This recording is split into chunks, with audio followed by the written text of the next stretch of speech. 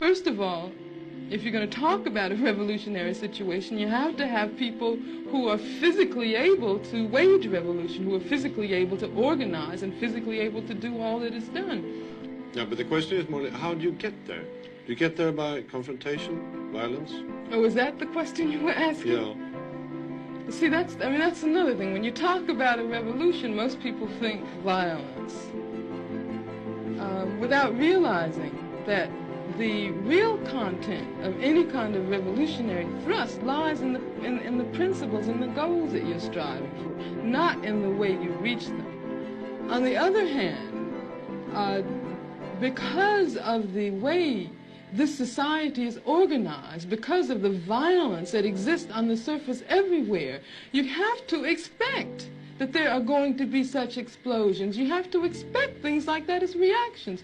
If you are a black person and live in the black community all your life and walk out on the street every day seeing white policemen surrounding you, when I was living in Los Angeles, for instance, long before the situation in LA ever occurred, I was constantly stopped. No, the police didn't know who I was, but I was a black woman, and I had a natural, and they, I suppose, thought that I might be a, quote, militant.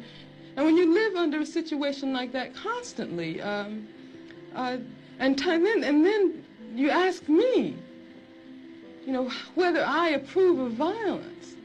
I mean, that just doesn't make any sense at all. Whether I approve of guns. I grew up in Birmingham, Alabama. Some very, very good friends of mine were killed by bombs that were planted by racists. In fact, when the bombing occurred, one of the mothers of one of the young girls called my mother and said, can you take me down to the church to pick up Carol? And they went down, and what did they find? They found limbs and heads strewn all over the place. And then after that, in my neighborhood, all of the men organized themselves into an armed patrol. They had to take their guns and patrol our community every night because they did not want that to happen again. I mean, that's why when someone asks me about violence, I just find it incredible.